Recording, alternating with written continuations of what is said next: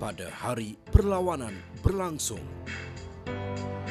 Komisioner Perlawanan disarankan untuk mengendalikan mesyuarat sebelum jam 12 tengah hari untuk mencari kata sepakat. Hari Perlawanan. Peperiksaan ringkas venue oleh Komisioner Perlawanan bersama-sama Koordinator Perlawanan dan pengurus stadium.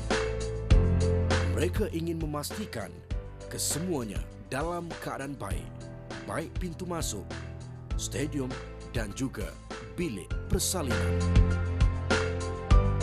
90 minit ketibaan pegawai perlawanan ke stadium ditetapkan ialah pada 90 minit sebelum perlawanan berlangsung. Pegawai perlawanan juga membuat pemantauan terakhir di padang untuk sesi penilaian sebelum sepak mula.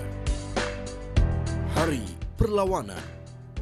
Pelepasan pasukan pihak tuan rumah dan pihak lawan dari hotel diiringi oleh polis pengiring. 90 minit ketibaan pasukan pihak tuan rumah dan pihak lawan di stadium. Untuk hari perlawanan, kedua-dua pasukan harus tiba pada 90 minit awal untuk mempersiapkan diri mereka sebelum masuk ke stadium.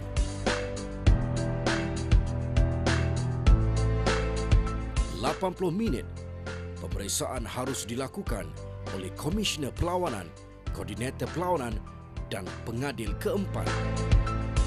Pemain-pemain harus dipilih dan ditetapkan nama-nama pemain setidak-tidaknya pada hari berkenaan sebelum sepak mula berlangsung, dan komisioner harus mengenal pasti sesiapa pemain yang akan beraksi untuk perlawanan malam itu.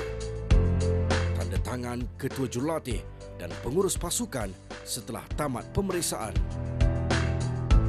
Komisioner harus mengenal pasti jurulatih dan pemain-pemain yang akan masuk ke stadium dan bakal membawa nama pasukan untuk membawa misi pada malam itu. 50 minit pasukan pihak tuan rumah dan pihak lawan keluar untuk sesi memanaskan badan.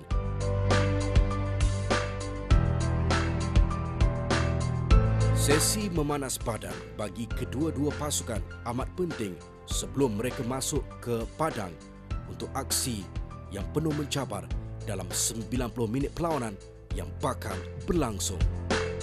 30 minit juruhebah mengumumkan kesebelasan utama pihak tuan rumah dan pihak lawan serta pegawai-pegawai perlawanan. Dan 10 minit kesebelasan utama pihak tuan rumah dan pihak lawan bersiap sedia di terowong bagi upacara perarakan bendera dengan diiringi lagu FIFA Fair Play, pemain-pemain dan pegawai-pegawai perlawanan. Para pemain sudah bersiap sedia untuk masuk ke padang dengan diiringi lagu pasukan dan kebangsaan.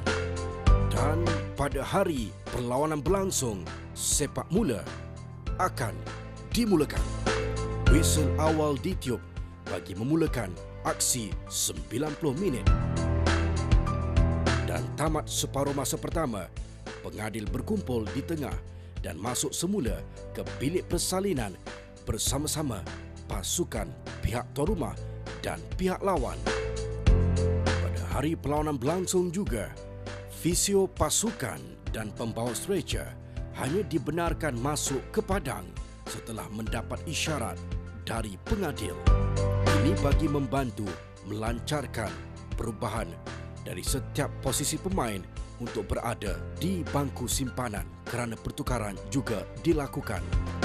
Dan setelah tamat 90 minit permainan, pemain harus bersalaman untuk menamatkan perlawanan pada hari itu juga.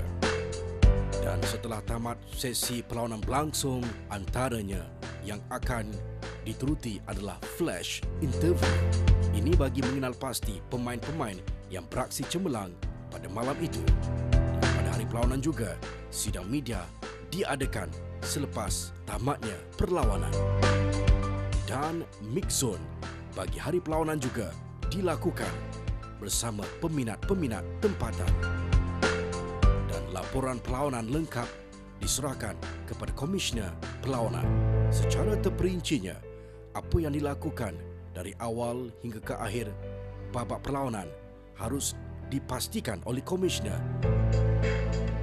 Setelah dikenal pasti bentuk DVD ini dan datanya adalah tepat, maka tamatlah satu perlawanan untuk hari berkenaan.